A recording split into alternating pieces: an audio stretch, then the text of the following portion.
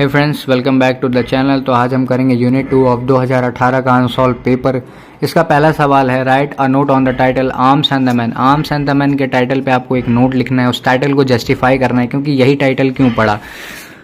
GB Shaw के पास कई सारे ऑप्शन थे, वो टाइटल रख सकते थे the witness of Luka, the loyalty of Nicola, या फिर कई अदर टॉपिक्स थे जिसके ऊपर वो टाइटल रख सकते थे, लेकिन फिर भी उन्होंने चूज़ किया the arms and the man. तो इस टॉपिक को हमें जस्टिफाई करना है, हमें टाइटल जस्टिफाई करना है, उन्होंने ऐसा क्यों किया, उसके अप्रोप्रिएट रीजंस देने हैं और उसके बाद उन रीजंस को भी हमें जस्टिफाई करना है कि क्या सेंस बनता है, क्या ये रिलेट करता है, क्या ये वैलिड टाइटल है या नहीं। तो सबसे पहले the title of this play is taken from the first line of Dryden's translation of Virgil's epic poem Aeneid. The opening lines of the translated areas as follow. तो हमारे जो ड्रामेटिस्ट हैं उन्होंने ये लाइन ली है डायड्रंस की एक पोएम जो कि वर्गिल्स पोएम थी, जो कि एक एपिक थी। एपिक का मतलब होता है महाकाव्य, जिसकी पहली लाइन्स थी जो कि ट्रांसलेशन के बाद पता चलती है, arms and the man I sing who forced by fate and haughty Juno's unrelenting hate.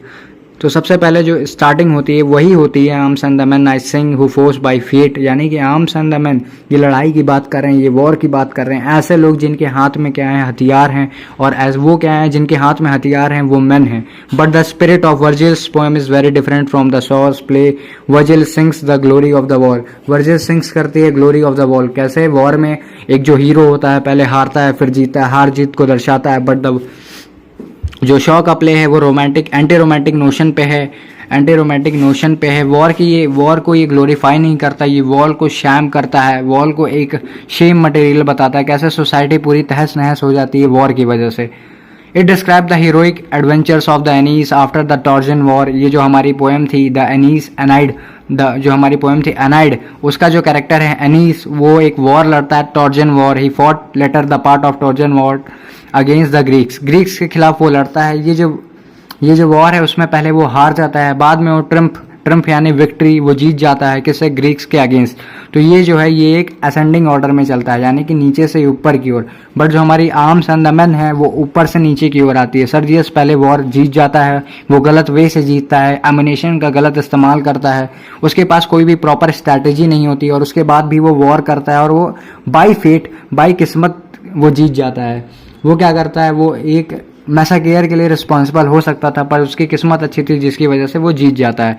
तो यहाँ पे कहने का ये मतलब है कि जो हमारा जो टाइटल है द एनाइड, जहाँ से हमारी आर्म्स एंड द मैन का टाइटल लिया गया है, उसमें क्या होता है कि जो हीरो होता है यानी कि जो मेन कैरेक्टर होता है, जो तुम्हारा प्रोटैगनिस्ट होता है, वो सबसे पहले हार जाता है, बाद में वो वॉर को जीतता है। लेकिन जो हमारी arms and the man book है, जो ड्रामा है, उसमें क्या होता है, हमारा जो कैरेक्टर होता है सर्जियस, वो पहले वॉर को जीत तो जाता है, वो किसी तरह वॉर जीत जाता है बाय फेट, लेकिन धीरे धीरे करके वो सोसाइटी पे अपनी इमेज हार जाता है, वो तौर तरीकों से हार जाता है, उसको गलत प्रूफ कर दिया जाता है, और उसको रिप्लेस करता है हमारा मेन कैरेक्टर जो हमारा प्रोटैगनिस्ट है इस प्ले में, ब्लंट शेली।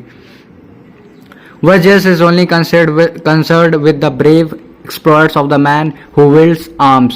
इसका मतलब है कि वर्जिल्स कहना ये चाहते हैं कि वर्जिल जो है वो केवल उन आदमियों को कंसिडरेशन में लेता है, उन्हीं आदमियों को अच्छा मानता है जो कि वॉर पे जाना चाहते हैं, जो कि लड़ना चाहते हैं, जिनके हाथों में हथियार है, जो नरसंहार के काबिल हैं। ऐसे लोग जो कि बहादुर हैं, जो कि आर्म्स एमुनेशंस को उठाने से नहीं डरते हैं, ऐसे ही लोग को वर्गिल कंसिडरेशन में लेता है। Shaw also deals with the man who wield arms. Shaw भी उसी चीज पे बात करते हैं कि ऐसे लोग जो कि हथियार उठाने के काबिल हैं, जो कि वॉर लड़ सकते हैं, जो कि लोगों को हरा सकते हैं, अपना प्रॉफिट कर सकते हैं। But he deals with the subject ironically. ये क्या है? आयरनिकली का मतलब होता है विडंबना, हिंदी में इसको विडंबना कहते हैं। एक किसी भी टॉपिक को एक डायरेक्टली ना कह के घुमा घुमा के उसके ऊपर काम करना है, उस पर चीजें लिखना आयरनी है, विडंबना। उस क्लियर सब सेंटेंसेस नहीं होते उसमें। Shaw strips war of its romantic glamour. War को ये रोमांटिक ग्लैमर के रूप में दिखाते हैं। War is no longer a game of trophies. पहले के समय में ग्रीक टाइम में क्या होता था कि वॉर, अगर आप कोलेसम एक वहाँ की बहुत फेमस बिल्डिंग है, एक पुराना स्ट्रक्चर है, मोनूमेंट, वहाँ पे क्या कराई जाती थी, छोटी छोटी वॉर्स कराई जाती थी, दो ग्रुप्स के बीच में, दो राजाओं के बीच में, दो राजकुमारों के बीच में, और फिर जो जीतता था उसे ट्रॉफी मिलती थी, मेडल्स मिलते थे, कैवेलरी एंड ऑनर, कभी कभी घुड़सवार और उनको हथियार भी दिए जाते थे। Wars cause disaster and there is no glory in them. Shaw क्या करते हैं, स्लैम करते हैं वॉर को, क्रिटिसाइज करते हैं और कहते हैं कि वॉर से कोई ग्लोरी नहीं होती, वॉर क्या करती है, सिर्फ डिजास्टर करती है, मैसाकेयर करती है, बेवजह लोग मारे जाते हैं, सैनिक मारे जाते हैं, वुमेन्स को हर्ट होता है और कई सारी चीज़ें डिस्ट्रॉय हो जाती हैं। सर्जियस इज डिसइल्यूजन्ड सोल्जर, ये डिसइल्यूजन सोल्जर से सर्जियस जो है वो भ्रम में है कि and he says soldiering is coward act of attacking mercilessly when you are strong and keeping out harm's way when you are weak। so Sergius एक फिलॉसफी कहता है कि जब तुम स्ट्रांग हो, जब आप एक अच्छी कंडीशन में हैं, तब आप वॉर करें और जो आपसे कमज़ोर है उसे कुचल दें, लेकिन जब आप कमज़ोर हैं तो दूर ही रहें। जैसे आप एक दोहा सुनते हैं, ऐसी बाणी बोलिए सबसे झगड़ा होए उससे कभी ना बोलिए जो आपसे तगड़ा होए। तो ऐसे लोगों से दूर रहना चाहिए जब आप कमज़ोर हों। जब आप कमज़ोर हैं तो वॉर को अवॉइड करें। जब आप अच्छी कंडीशन में हैं, जब आपकी फाइनेंशियल कंडीशन स्ट्रांग है, आप फाइनेंशियल क्राइसिस में नहीं है, आपका वॉर एमिनेशन टैक्टिक्स सब कुछ अच्छा है, तो आप वॉर के लिए जाएं और उसे जीत लें, वो भी उस आदमी से जो आपके मुकाबले बहुत कमज़ोर है। Chesterton has shown that Virgil there is mounting upward trend. मैंने पहले ही बताया कि वर्गिल जो है वो माउंट करती है। पहले in the beginning also with the people of Troy was defeated in the Trojan war. जो ट्रॉय के लोग होते हैं वो हार जाते हैं टॉर्जन वॉर में, but emerges trump in the subsequent wars and finally conquers Italy. ये लोग इटली पे कब्जा करने जाते हैं, पहले हार जाते हैं, उसके बाद ये लोग जीतते हैं। In Shaw there is a downward turn. Shaw जो जीवी शॉ ने जो प्ले लिखा है आर्म्स एंड द मैन, इसमें डाउनवर्ड ट्रेंड है। पहले सर्जियस जो होता है वो सारी वॉर्स जीत जाता है किसी तरीके से, उसके फेट से वो अपनी किस्मत के बल पे वॉर को जीत जाता है, लेकिन बाद में वो अपनी सोसाइटी में जो भी इमेज उसने एज अ हीरो गेन की होती है, सोसाइटी में जो उसका मान सम्मान बढ़ जाता है, वो सबको हार जाता है, क्योंकि लोगों को पता चलता है कि उसने गलत तरीकों से, तौर तरीके उसके सही नहीं थे, उसने बेईमानी करके लोगों को धोखा देके कैवलरी से और जीत ली थी वॉर को। Arms and the Man begins with the description of great cavalry charge by a man who is the bravest of brave। वो बहादुरों का बहादुर है। Arms and the Man begin होती है कैवलरी चार्ज यानी कि घुड़सवारों के युद्ध से, और वहाँ पे एक आदमी होता है जो वीरों का वीर होता है, क्योंकि शुरू में उसकी एक इमेज ऐसी आती है कि वो बहुत वीर है। उसने क्या किया है, एक ऐसी सेना को हरा दिया है जिसके पास एमुनेशन थी यानी कि मशीनरी गन्स थी, तब भी उसने अपने घुड़सवार सिपाहियों से उन ऐसे सिपाहियों को हरा दिया जिनके पास मशीन गन्स थी उस टाइम की। बट ही सून डिबंक यानी कि बाद में उसको खारिज कर दिया जाता है, उसकी इस इमेज को खारिज कर दिया जाता है क्योंकि उसने गलत तौर तरीकों का इस्तेमाल किया रहता है। He appears to be not a great warrior but a sentimental fool। उसके अंदर भावनाओं तो थी, उसके अंदर भावनाएं ढेर सारी थी, लेकिन उसके पास बुद्धि नहीं थी, जिसकी वजह से उसने ये गलत कदम उठाया था। Who did something which would have caused the massacre of the whole regiment। जैसा आपने सुना होगा जलियांवाला बाग मैसाकेयर, इसमें क्या होता है कि लोगों को बेरहमी से मार दिया जाता है बिना किसी कारण के। तो सर्जियस ने जो डिसीजन लिया था उससे क्या होता है कि उसकी पूरी रेजिमेंट का सफाया हो जाता है, क्योंकि सामने वाली जो ब्लंड शैली वाली वॉर के लिए, ब्लंड शैली के जो सिपाही वॉर के लिए आए थे उनके पास क्या थी, मशीन गन्स थी, जबकि सर्जियस के पास केवल कैवलरी चार्जेस है। कैवलरी चार्जेस का मतलब होता है घुड़सवार सिपाही। यहाँ पे क्वेश्चन आता है कि हु वॉज सर्जियस, सर्जियस कौन था। सर्जियस मेजर पेटकॉफ का दामाद होता है, उसकी शादी रायना से होने वाली होती है। सर्जियस एक स्विस मैन होता है, सर्जियस एक कमांडर इन चीफ होता है और वो वॉर के लिए रिस्पॉन्सिबल होता है, उसे वॉर की जिम्मेदारी सौंपी जाती है स्विस आर्मी की तरफ से। और मेजर पेटकॉफ एक बारबेरियन मेजर हैं जो कि एक एलाइट फैमिली क्लास से हैं और वो रैना के फादर हैं। He appears to not to be a great warrior but sentimental fool who did something which would have caused the massacre of the whole regiment। It proved that he does not deserve to be promoted but to be court martialed। जब भी कोई आदमी ऐसा कोई कदम उठाता है कि उसकी पूरी रेजिमेंट खतरे में आ जाती है तो उसको प्रमोशन नहीं देना होता है, उसको कोर्ट मार्शल करना चाहिए। यहाँ पे प्रमोशन की बात इसलिए कही गई है क्योंकि सर्जियस है जो वो भी बहुत एम्बिशियस है, वो भी बहुत कनिंग है। वो मेजर पेटकॉफ की बेटी जो कि रायना है, मेजर पेटकॉफ यानी कि वो मेजर रैंक पे हैं, बहुत हाई पोस्ट पे हैं, वो एलीट क्लास के हैं, तो उनके पास ऐसी पावर है कि वो सर्जियस को उसकी छोटी रैंक से बड़ी रैंक पे शिफ्ट कर सकते हैं, प्रमोशन दे सकते हैं। लेकिन उसने जो ये कदम उठाया था वो उसका कार्डल एंड ग्रेव था उसके आर्मी कैरियर का। कार्डल एंड ग्रेव यानी कि पहले जैसे आप कोई काम शुरू करने जाओ और वो शुरू होते ही खत्म हो जाए, तो वो क्या है, वो कार्डल एंड ग्रेव है आपका। तो ये जो उसने कदम उठाया था वो सर्जियस का कार्डल एंड ग्रेव था उसके मिलिट्री कैरियर का। It prove that he does not deserve to be promoted but to be court martialled. उसे कोर्ट मार्शल कर देना चाहिए, उसको प्रमोशन नहीं देना चाहिए, उसके अंदर एबिलिटी नहीं है, उसके अंदर वॉर ट्रेड जो होते हैं, वॉर वेलफेयर जो होता है उसके अंदर समझ नहीं है, उसके अंदर डिफेंस स्ट्रेटजीज नहीं है, जिसकी वजह से वो क्या करता, पूरी रेजिमेंट का सफाया करा सकता। He resigns his commission and finally ends up marrying the maid servant Louka. Sergius जो था वो उसके पास सॉलिड कैरेक्टर नहीं था, वो एक तरह से वो आर्म्स एंड द मैन का गिरगिट है जो हर एक लड़की के पीछे पागल हो जाता है। आखिरी में उसे फंसाया नहीं गया, यहाँ पे स्टेटमेंट लिखा हुआ है कि ही एंड्स अप मैरिंग लूका, लेकिन उसे फंसा लेती है लूका। वो एक वीक कैरेक्टर का मैन होता है, उसके पास सॉलिड कैरेक्टर नहीं होता, उसके पास रिजिडिटी नहीं होती, उसके पास सॉलिडिटी नहीं होती। इस वजह से क्या होता है कि लूका जो है वो एक बहुत ही एम्बिशियस मेड सर्वेंट है। लूका बहुत प्राउडी थी, लूका बहुत प्राउड वुमन थी, यानी कि वो एक तरह से ड्रैगन बॉल सुपर का वेजिटा थी जिसके अंदर बहुत प्राउड है और पावर नहीं है। तो वो क्या करती थी, वो तुम्हारी मेन कैरेक्टर जो तुम्हारी हीरोइन है रायना से जला करती थी, और क्या करती थी, उसे जलने के लिए, उसकी पोजीशन को कैप्चर करने के लिए उसने सर्जियस को टारगेट किया और एक वो टाइटल अर्न करना चाहती थी, क्योंकि सर्जियस एक रैंक्ड ऑफिसर था उस टाइम में आर्मी में। अगर वो उसकी पत्नी होगी तो कोई भी उसकी पॉवर्टी के लिए, कोई भी उसके गरीब होने के स्टेटस के लिए उसे कुछ कह नहीं सकता था, क्योंकि Sergius was the man who was in the power. He resigns commission and finally ends up marrying the maid servant. Luca, as a hero of Slavenja, pays insignificance to the ordinary man Blunt Shelley. उसके बाद entry होती है हमारे hero blunt शेली की। ये बहुत solid character का man है, इसका माइंड बहुत स्ट्रांग है, इसकी साइकोलॉजी बहुत स्ट्रेट है, ये स्ट्रेट फॉरवर्ड चीजें रखता है, इसको नॉलेज है कि कैसे कहाँ पे क्या डील करना है, क्या बोलना है, कब कैसे क्यों क्या करना है। He is a man with the psychology of God. इसके पास गॉड्स की, ग्रीक गॉड्स जो होते थे, ग्रीक गॉड्स के पास जो होती थी वो बुद्धि, कहा जाता है कि जो ग्रीक गॉड्स होते हैं उनके पास इंटेलिजेंस बहुत हुआ करती थी। तो he is Greek God of wisdom. इसको हम कंपेयर कर सकते हैं वीनस से भी, क्योंकि वीनस को कहा जाता है he is a man of wisdom Greek mythology में। He is a professional soldier, ये प्रोफेशनल सोल्जर है, but he is essentially a human being. इसको ये फैक्ट पता था कि चाहे आप जितने बड़े सोल्जर रहिए या जितने बड़े भी एमोनेशन वाले आदमी रहिए, आपको जितने भी वॉर टैक्टिक्स फेयर्स आते हैं, लेकिन इसको पता है कि आप आखिरी में एक ह्यूमन है जिसकी मौत एक सिंपल बुलेट से हो सकती है। He is a brave man but he does not want to make his man cannon fodder. He is a brave man but he does not want to make his men cannon fodder as Sergius foolishly did. Fodder का मतलब चारा भूसा की तरह अपने man को ये मरवाना नहीं चाहता, यानी कि अपनी आर्मी को नहीं मरवाना चाहता था जैसे सर्जियस ने किया।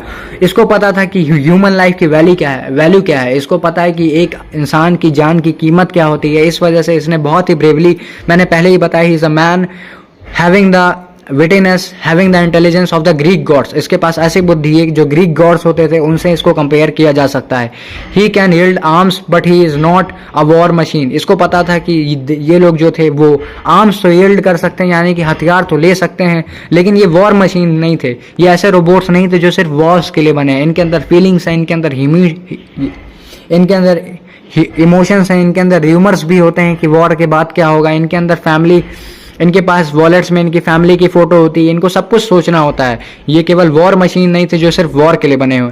he knows how to fight well but he knows how disastrous war is and would like to avoid if he can. इसको पता है कि कितनी ज्यादा डिजास्टरस होती है वॉर, और ये चाहता तो वॉर को अवॉइड कर सकता, लेकिन अगर ये इस पोजीशन में होता तो, क्योंकि इसके पास बुद्धि बहुत ज्यादा है, इसके पास विटिनेस बहुत ज्यादा है, ये बहुत काम रहता है, इसकी साइकोलॉजी बहुत स्ट्रांग है, इसका कैरेक्टर बहुत स्ट्रांग है। एक तरह से तुम्हारा मेन प्रोटैगनिस्ट है, क्योंकि हीरो है तो इसके अंदर क्वालिटीज ज्यादा दिखाई है। जीबी शॉ ने, इन्होंने इसके अंदर भर भर के क्वालिटीज दी हैं, तो इस वजह से ये कह रहे हैं कि he knows how to fight, इसको पता है कैसे लड़ा जाता है, well and knows how disastrous war would be and he can avoid it. अगर इसके पास ऐसी पावर होती तो ये इसको अवॉइड करता। अंत में he says that he is basically a man, ये भी एक इंसान ही था, वॉर मशीन नहीं था। तो ये अगर ये चाहता, अगर इस पोजीशन में होता, अगर आपके अंदर इतनी पावर होती इसके पास, तो ये लास्ट में क्या करता, वॉर को अवॉइड करता, वॉर करता ही ना। मैंने पहले ही बताया सर्जियस सर्जियस जो था उसने गलत कदम उठा लिए थे। ब्लंशली जो था वो ह्यूमन बीइंग था, और क्या था, उसे वो ये बात पता थी कि वॉर में क्या होता है, लोग सिर्फ मरते हैं, वॉर में उनकी जान की कोई कीमत नहीं होती, क्योंकि वो एक ह्यूमन बीइंग है और उनकी मौत सिर्फ एक बुलेट से हो सकती है अगर वो सही जगह लग गई तो। वो कहता है he needs food. GB Shaw कहते हैं कि आदमी को खाना चाहिए, रेस्ट चाहिए, स्लीप चाहिए, जबकि वॉर में ऐसा कुछ नहीं होता, उन्हें कुछ नहीं मिलता।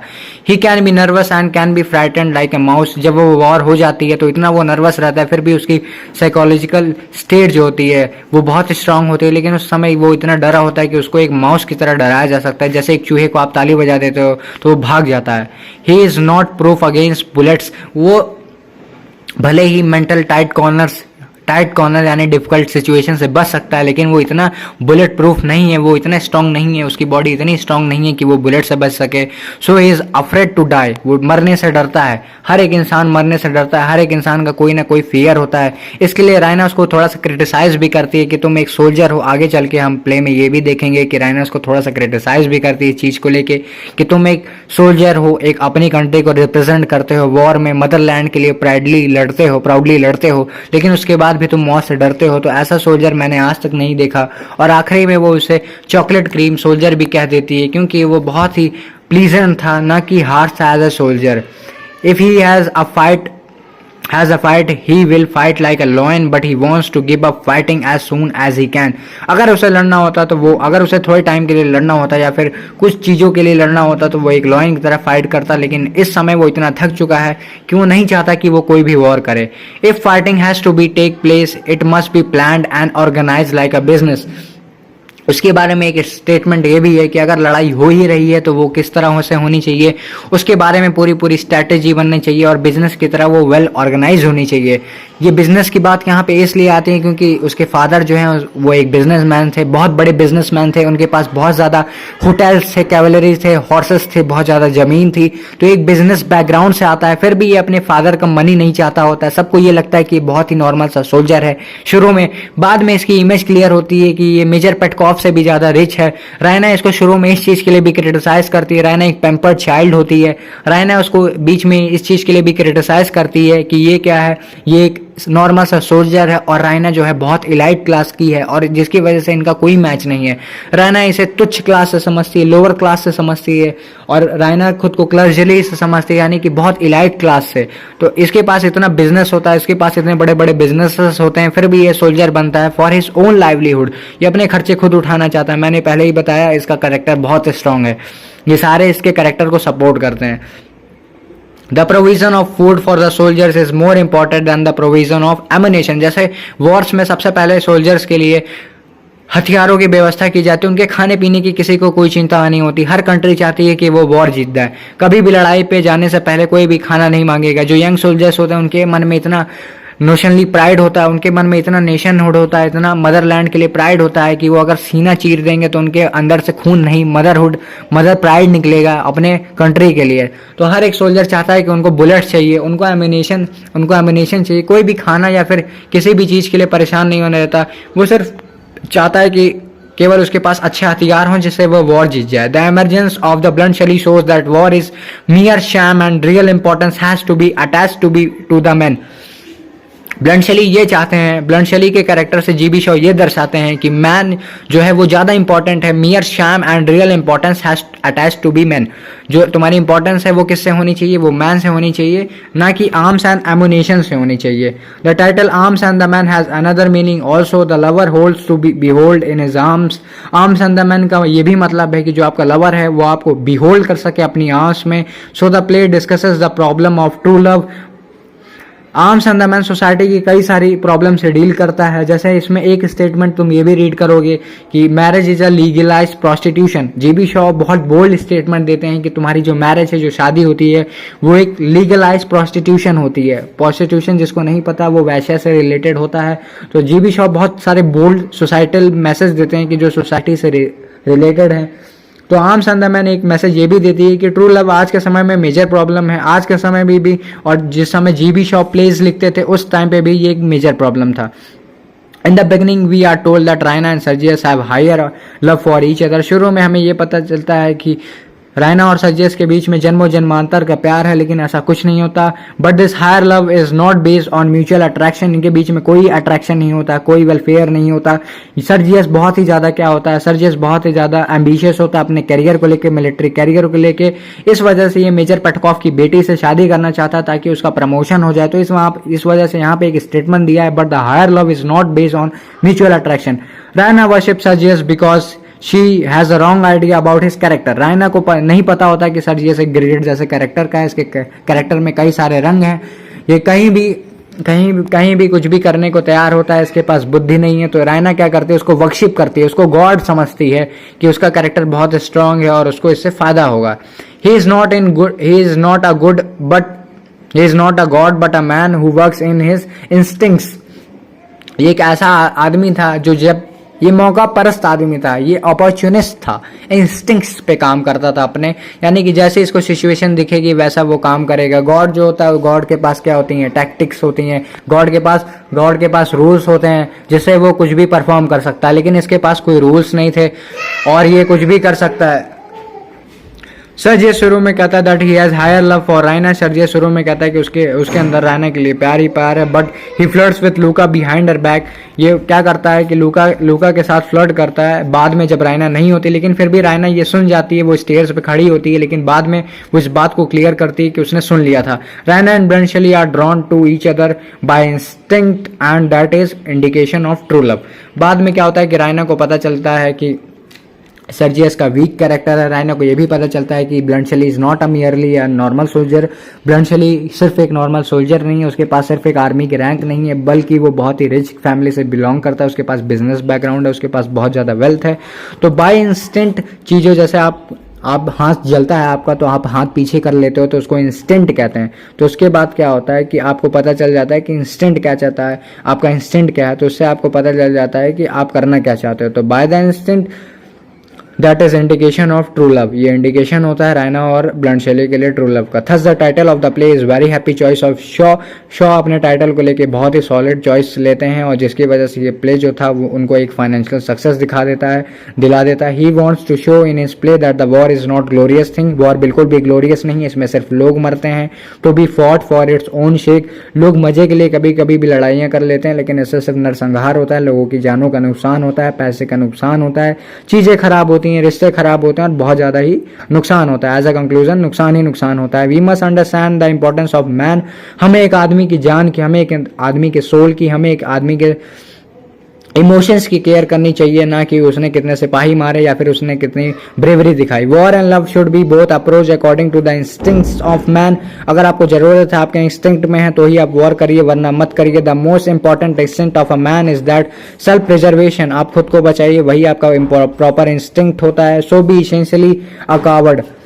इससे क्या होता है कि ब्लंशली आखिरी में क्या होता है, शुरुआत में कावर्ड तो होता है, ब्लंशली शुरुआत में कावर्ड तो होता है, बट जब इंस्टिंक्टली सबको पता चलता है कि he has done very good things in the war, he knows the war tactics, welfare of the war and he knows the duration of the war. उसको पता है कि खाना ये जरूरी इसेंशियल थिंग है फॉर लाइफ। उसको ये पता होता है कि लाइफ जो है वो इसेंशियल होती है। Welfare of the food, life important है, ना कि गन्स, वॉर्स एंड एमिनेशंस। तो वो क्या करता है, उसको शुरू में लोग कावर्ड कहते हैं, लेकिन वो सेल्फ प्रिजर्वेशन पे ध्यान देता है। So he is essentially a coward. Bluntly says it is our duty to live as long we can. Bluntly को ह्यूमन लाइफ की वैल्यू है, तो ये वो साफ साफ कहता है कि हमारी ये ड्यूटी है कि हम जितना जी सकें हमें उतना जीना चाहिए। The attraction between the man and women as an instinct which is creation of the life force and it does not care for status. जब भी आप किसी वुमेन के लिए फॉल करते हैं या फिर मैन के लिए फॉल करते हैं, if it is true love, तो आपको उसके स्टेटस से मतलब नहीं होता। Although Bluntschli was very rich, उसकी कास्ट से मतलब नहीं होता, उसके रैंक से मतलब नहीं होता, उसके मनी से मतलब नहीं होता। यहाँ पे बार बार एक वर्ड आ रहा है इंस्टिंक्ट। इंस्टिंक्ट मैं आपको क्लियर कर देता हूँ, ये एक साइंटिफिक वर्ड है। अगर आप कभी भी हाथ आपका जलता है तो आप सीधे सीधे क्या करते हो, आपके सेंसरी नर्व्स, आपके मोटर नर्व्स तक क्या करती हैं, एक मैसेज ट्रांसमिट करती हैं, और उसकी वजह से आपका इंस्टिंक्ट बनता है। इंस्टिंक्ट यानी कि आप जल्दी से हाथ पीछे कर लेते हो। तो एक स्पाइनल कॉर्ड का ये मैसेज होता है, इसमें सबसे ज़्यादा न्यूरॉन्स इन्वॉल्व होते हैं। तो instinct is basically action of neurons, जो कि एक साइंटिफिक टर्म है। Thus Sergius is attracted towards and marries, thus Sergius is attracted towards and marries a maid servant. Sergius आखिरी में अट्रैक्ट हो जाता है लूका की तरफ। सर्जियस अट्रैक्ट नहीं होता, उसको लूका करती है, लेकिन यहाँ पे लिखा हुआ है कि Sergius is attracted towards the maid servant. लूका उसे अट्रैक्ट क्यों करती है मैंने फिर से बताया, मैं रिपीट कर देता हूँ। लूका को पता था कि सर्जियस एक हाई रैंक पोस्ट रखता आर्मी में। लूका एक बहुत ही लोअर मिडिल क्लास फैमिली से आती थी, जो कि पुअर होते थे। इनके पास डेली खाने के लिए भी पैसे नहीं होते थे। इनके फादर के पास, लूका के फादर के पास एक बहुत छोटा सा फार्म था, जिससे वो डेली लाइवलीहुड भी नहीं बना पाते थे। तो इसे लूका बहुत ही एम्बिशियस हो चुकी थी, उसको एक रिच स्टेटस चाहिए था। लूका प्राउडी थी नेचर में, यानी कि वो बहुत प्राउड भी थी। वो खुद को रायना से कंपेयर करती है, तो वो क्या करती है, सर्जियस को अपने झांसे में ले लेती है। Raina instinctively selected the fatigue का मतलब होता है एक ऐसा आदमी जो कि वॉर से भागा हो। Arms and the man is very appropriate title for the play because it indicates it's main themes. जैसे आर्म्स एंड द मैन बहुत इंपॉर्टेंट एक टाइटल है, क्योंकि वो मेन थीम्स पे फोकस करता है। जैसे आर्म्स हो गई, यानी कि एमिनेशन हो गया, और मैन वो पहले फोकस करता है कि वॉर कितनी इंपॉर्टेंट है, और फिर बताता है कि एक इंसान की जान की कीमत कितनी है। तो ये सबसे बेस्ट और अप्रोप्रिएट क्या है, टाइटल है, जो कि हमारी ड्रामेटिस्ट जीबी शॉ ने सेलेक्ट किया था उनकी book arms and the man के लिए, जिसकी वजह से उन्हें फाइनेंशियल सक्सेस मिली थी। और क्योंकि वो भी एक बहुत ही पुअर क्लास से थे, जीबी शॉ एक बहुत ही पुअर क्लास और फैमिली से थे, और ये टाइटल रखने की वजह से उन्होंने जस्टिफाई कर दिया था, उन्होंने वर्थ इट कर दिया था कि यही टाइटल जो है वो उनकी बुक के लिए परफेक्ट होगा। इस वजह से arms and the man is the best title which could be for this drama